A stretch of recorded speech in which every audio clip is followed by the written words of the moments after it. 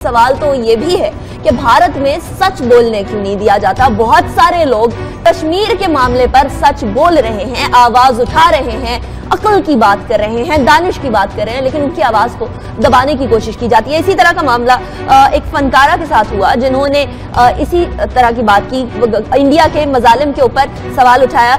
जहिलाली साहब या रम्या जो हैं, ये फनकारा हैं, इन्होंने सवाल उठा दिया भारत के ऊपर, तो इनके ऊपर केस और गद्दारी और ये तमाम चीजें। क्या इंडिया अपने आप को सेक्युलर स्टेट कहता है, सबसे बड़ी जमहूरियत कहता है, क्या वाकई में है? ये सेक्युलर स्टेट कैसा हुआ है जी? सब लोगों को कहा जाता है तुम जल्दी से मानो कि गाय जो होती है तुम्हारी माँ है, और अगर गायों के खिलाफ तुमने कुछ किया तो it is equivalent to rape. ये chief minister of a state in India ये कहा है कि गायों को, मुसलमानों को, माइनॉरिटीज को भी मां मानना चाहिए गाय को, और अगर आपने ठीक तरीके उनकी इज्जत नहीं की तो it is you are guilty of a crime equivalent to rape. ये पागल हो गए। ये एक टेरर, ये I am very sorry to say, ये कोई सेक्युलर स्टेट नहीं है। सेक्युलर होता तो इस किस्म के रायट्स, और एक आदमी जो जहरीला एंटी मुस्लिम मूडी, आप कमाल कर रही है, कह रही है ये सेक्युलर स्टेट है, नाम नेहाद का सेक्युलर स्टेट है। और ये एक्ट्रेस को मेरे ख्याल में हम लोग सपोर्ट करना चाहिए कि पाकिस्तान, वो आई और देखा कि पाकिस्तान इज नॉट जहन्नम, और ये बेचारी ने जाके कहा इट इज नॉट हेल, और उसके खिलाफ फिर सेडिशन केस आ गया।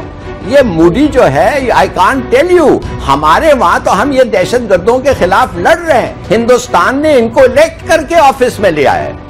सही। अच्छा, तो हिलाली साहब, जिस तरह का वहां मामला लग रहा है, ये बगावत का मुकदमा कर देना एक ऐसी खातून पे, सिर्फ जिसने इतना कहा कि पाकिस्तान में मेहमान नवाजी बहुत होती है, ऐसे में वजीर आजम वहां के, भारत के वजीर आजम नरेंद्र मोदी सार्क की समिट में आएंगे या नहीं, आप क्या देखते हैं? नहीं आएंगे, और मेरे ख्याल में आना भी नहीं चाहिए। SAARC is in a coma, SAARC खत्म नहीं हुआ है मगर इज इन अ कोमा, और जब तक मूडी है कुछ नहीं होगा। हिलाली साहब, देखिए, हमने ये देखा कि एमनेस्टी इंटरनेशनल ने कश्मीर पे सेमिनार किया, उनके खिलाफ बगावत का मुकदमा बन गया। जवाहरलाल नेहरू यूनिवर्सिटी के जो यूनियन के प्रेसिडेंट थे, उन्होंने कश्मीर के हक में बात की, उनके खिलाफ बगावत का मुकदमा बन गया।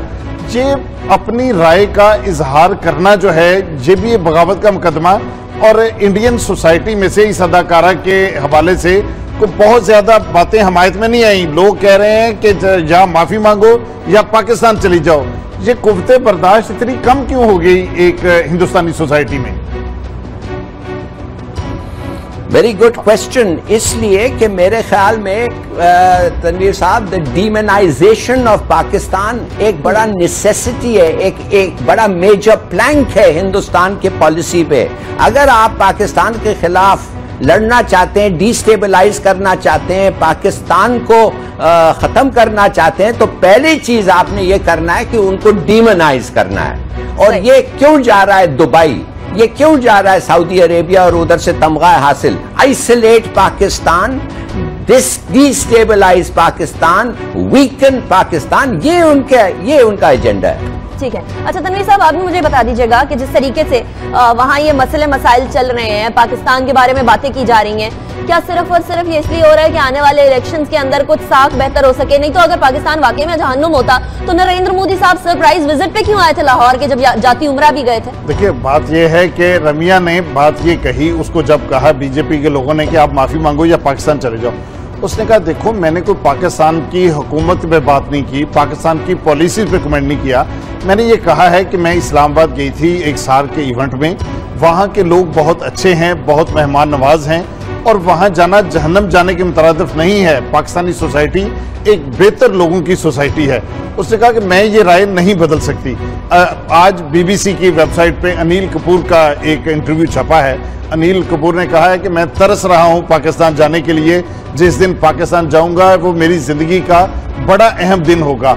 ये जो लोग हैं, मोदी के जो ख्यालात हैं, जो इंतहा पसंदों के ख्यालात हैं, वो आम लोगों के ख्यालात नहीं हैं। एक पाकिस्तान वो है जो भारतीय शहरियों को मीडिया में दिखाया जाता है, एक पाकिस्तान वो है जब वो पाकिस्तान आते हैं, लोगों से मिलते हैं और फिर देखते हैं और हैरान होते हैं कि ये उस तरह का पाकिस्तान नहीं है जिस तरह का बीजेपी कहती है, मोदी कहता है या उनका मीडिया उनको बताता है। ठीक है, ये तमाम चीजें हमारे सामने है। बस अनिल कपूर साहब को भी ये बयान देने पर बगावत का मुकदमा न लगा दिया जाए, क्योंकि जिस तरह के वहां के हालात है, जिस तरह के वहां इनटॉलरेंस पाई जाती है पाकिस्तान के हवाले से, तो फिर डेफिनेटली यही बयानात बहुत आते।